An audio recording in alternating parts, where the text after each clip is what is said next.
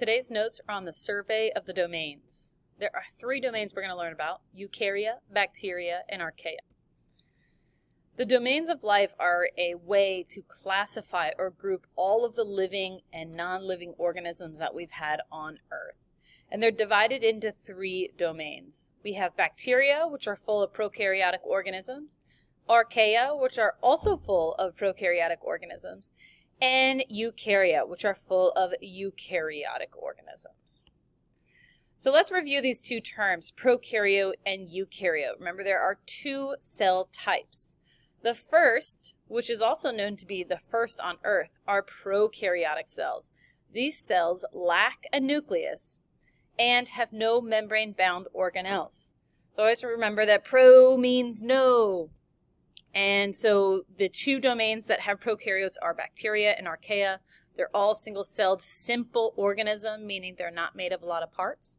Whereas eukaryotes have a nucleus and other membrane-bound organelles like a mitochondria, an endoplasmic reticulum, and lysosome.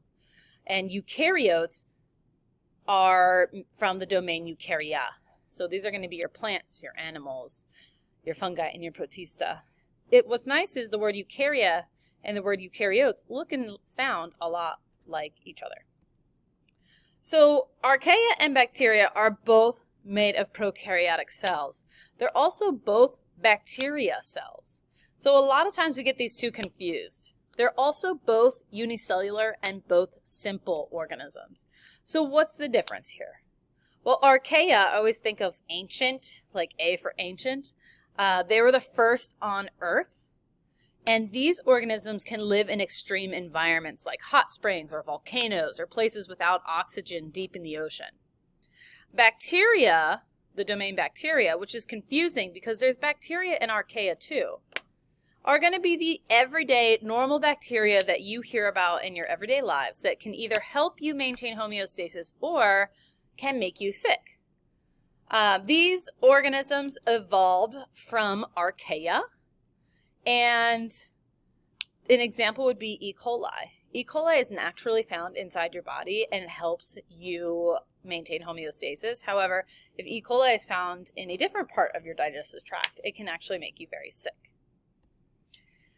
So each of these domains are then broken down into a smaller classification group called kingdoms.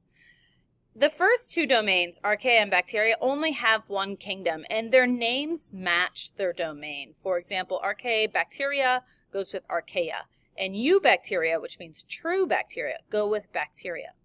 Eukarya, which is, remember, full of the complex eukaryotes, have 4 kingdoms: Animalia, which you're a part of, Plantae, Fungi, and Protista. So on your chart, you're going to list all of the domains and kingdoms in here.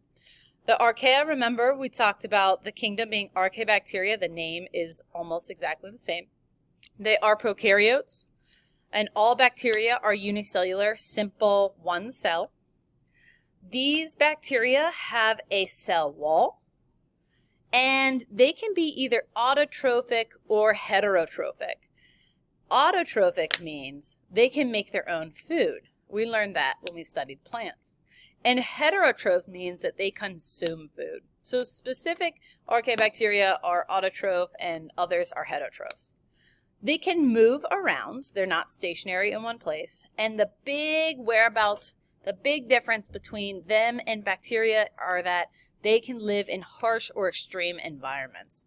So here's a picture of an archaebacteria. You can see it's very simple, it's single-celled, it has a flagella that might help with movement, and it has a cell wall. Bacteria, on the other hand, are almost identical to archaebacteria, which is nice. It helps you remember the differences.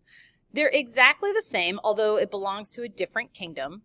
Eubacteria, EU means true, so these are your true everyday bacteria that we talk about, and these can be found everywhere, except for harsh and extreme environments.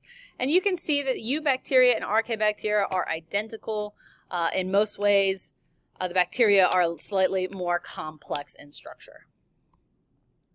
So when we look at eukarya, the first kingdom we're going to talk about are protista. And remember, all eukarya are eukaryotes. Most protists are unicellular. And we're going to talk about those organisms in just a second. However, there is one that is multicellular. These organisms do not have a cell wall, and because of that, they're able to move about. They, just like bacteria, can be autotrophic or heterotrophic. So I always remember that the unicellular organisms could be either. That helps me. And these are going to be found in water usually, so like ponds or lakes. And these organisms, the ones we're going to talk about the most are amoeba, which have a false foot called a pseudopod, which helps them with mood, movement, and nutrition consumption. These little arms actually can wrap around food particles and bring it back into the body. The euglena is always a special SOL organism we talk about because it is green. It is green and can produce its own food. That's the autotroph organism. It has a tail-like whip called a flagella that allows it to move as well. The paramecium is the third one that's most common from this kingdom, which is the cilia is around the outside hair-like projections that also help with movement and allows it to consume food.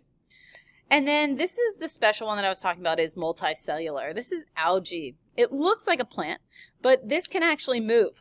And plants, it doesn't actually have plant structures like roots and stems and leaves. So it actually more closely relates to a protist than it does to a plant.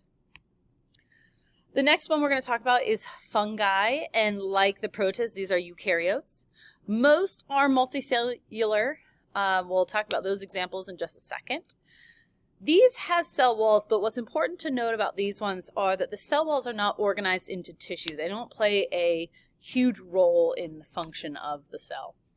They are heterotrophs, and when I say that specifically, they are decomposers that absorb nutrients from the environment around them. They cannot move, which separates them from animals, and they're going to be found in moist, shady areas. Some examples of fungi are yeast, which are the unicellular option, mold, and mushrooms. Plants are the third kingdom we're going to discuss. They are also eukaryotes because they belong to the eukarya domain. You can see them, so they are multicellular. They have cell walls that are organized into tissue. So remember, the cell wall has an important role in helping with water regulation for the plant. They are autotrophs, meaning they make their own food. They cannot move around. And they're going to be found in sunny or well-lighted areas because they require light in order to perform photosynthesis. Some main plant groups that we're going to talk about are mosses and ferns, gymnosperms, and angiosperms. The last kingdom is Animalia, which is all about you. You are eukaryotic, meaning you have a nucleus. You are multicellular, made of many cells. We can see you with our eyes. You do not have a cell wall, which is going to allow you to move around and about. You're a heterotroph, meaning you consume your food, and animals are found everywhere. The main animals that we have on Earth are mammals, birds, reptiles, amphibian, invertebrates, and fish. Please complete your summary and questions.